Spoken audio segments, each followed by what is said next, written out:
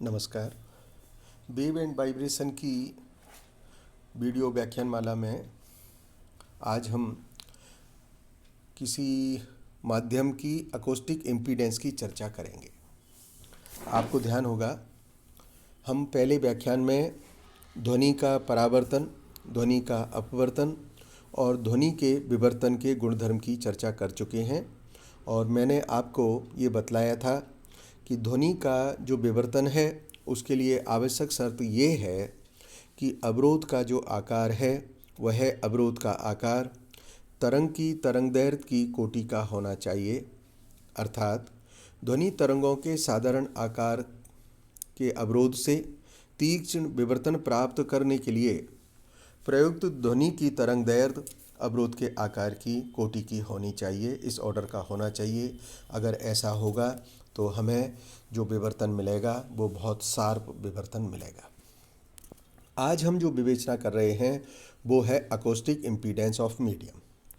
आप जानते हैं कि जब कभी किसी माध्यम में ध्वनि गमन करती है तो वह माध्यम ध्वनि की शक्ति का अवशोषण करता है और यह घटना ठीक उसी प्रकार होती है जिस प्रकार किसी विद्युत स्रोत से परपथ में जुड़े हुए ओमिक प्रतिरोध से शक्ति का अवशोषण होता है।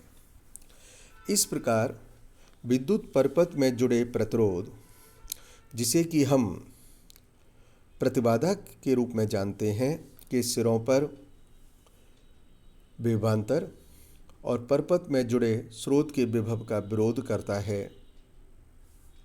ठीक उसी प्रकार ध्वनि संचरण में माध्यम की ध्वनिक प्रतिबाधा में शक्ति का अवशोषण होता है तथा यह दाब परिवर्तन का विरोध करती है। प्रेशर में कोई भी वेरिएशन होगा, यह अकोस्टिक इम्पीडेंस उसका विरोध करेगी। इस प्रकार किसी माध्यम से ध्वनि संचरण में माध्यम की ध्वनिक प्रतिबाधा से तात्पर्य है कि यह वह बाधा है जिसके कारण ध्वनि की शक्ति का क्षय होता है। हम पहली इकाई में यह पढ़ चुके हैं कि जब किसी माध्यम से अनुदैर्ध्य तरंग लॉन्गिट्यूडनल वेव गति करती है तो यह संपीड़न और विरलन के रूप में करती है और उसमें इसका दाब में परिवर्तन होता है। दाब परिवर्तन को हमने उस पहली यूनिट में इस निम्न समीकरण से लिखा था, P = -E dy/dx। E माध्यम की इलास्टिसिटी है और dy/dx उसकी विकृति कहलाती है। हम जो प्रथम इकाई में किए थे तरंग का विस्थापन समीकरण, मान लीजिए तरंग +x डायरेक्शन में मूव कर रही है तो यह समीकरण होगी y = a sin ωt-kx। तब उस परिस्थिति में विकृति का मान होगा dy/dx और dy/dx हो गया है -ak cos ωt-kx। अतः दाब में परिवर्तन P = -E dy/dx, इसमें dy/dx का मान रख देते हैं तो हमें जो दाब में परिवर्तन मिल रहा है वह समीकरण है P0 cos ωt-kx। यहाँ पर P0 का जो मान है वह EAK है, यह दाब परिवर्तन का आयाम है। हम जानते हैं कि माध्यम के किसी बिंदु पर तरंग की जो तीव्रता का मान होता है वह तरंग की तीव्रता का मान I = 2π² n² a² से दिया जाता है। अर्थात यह जो मान है हम इसको लिख सकते हैं A = P0/EK। देयरफॉर हम इसे लिख सकते हैं 1/2 ρb a² ω²। It is equals to 1/2 ρb P0/EK of square ω²।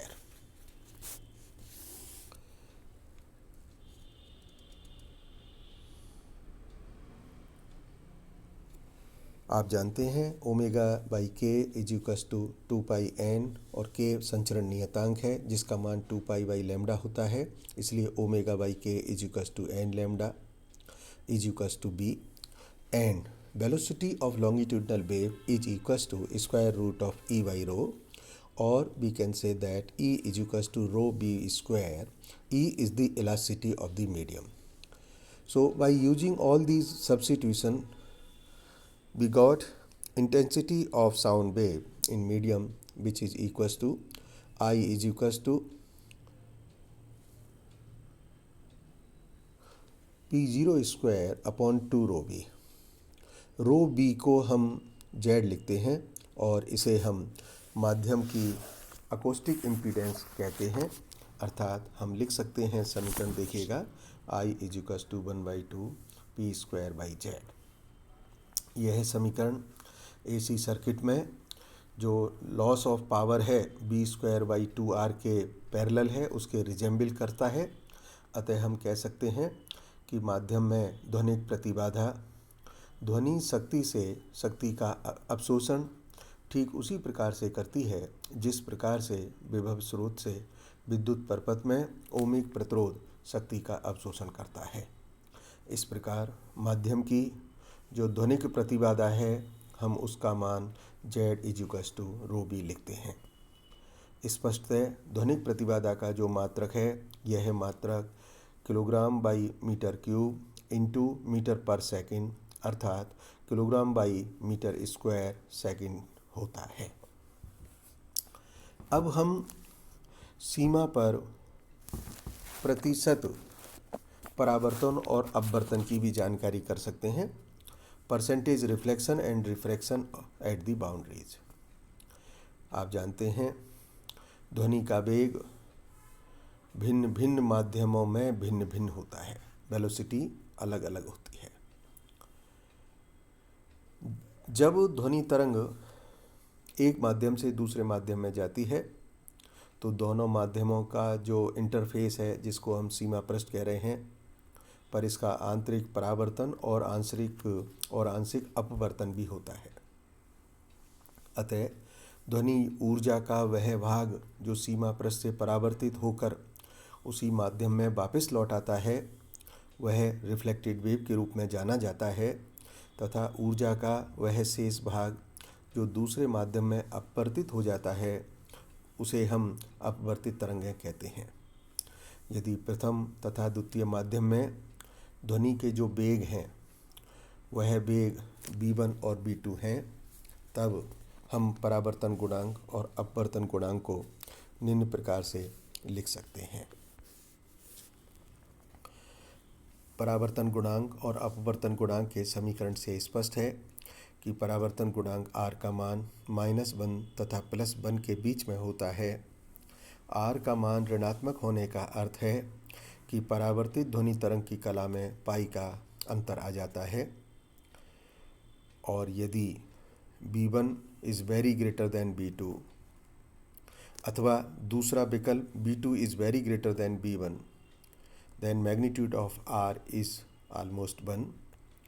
स्पष्टतः यदि सघन माध्यम से आती ध्वनि तरंग का परावर्तन विरल माध्यम के सीमा पृष्ठ से है तो r धनात्मक होगा, तथा यदि विरल माध्यम से आती ध्वनि तरंग का परावर्तन सघन माध्यम के सीमा पृष्ठ पर होता है तो r का मान ऋणात्मक होगा.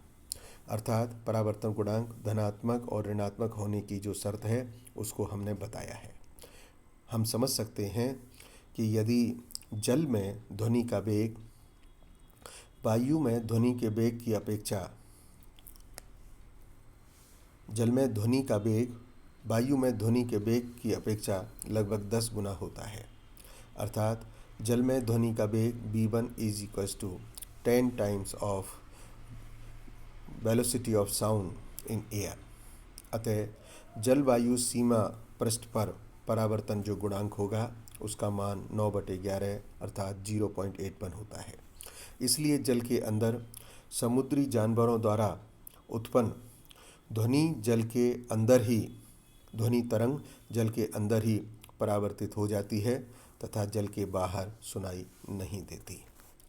कल हम इस व्याख्यान में आगे impedance matching for transducer and principle of sonar system को पढ़ेंगे. धन्यवाद.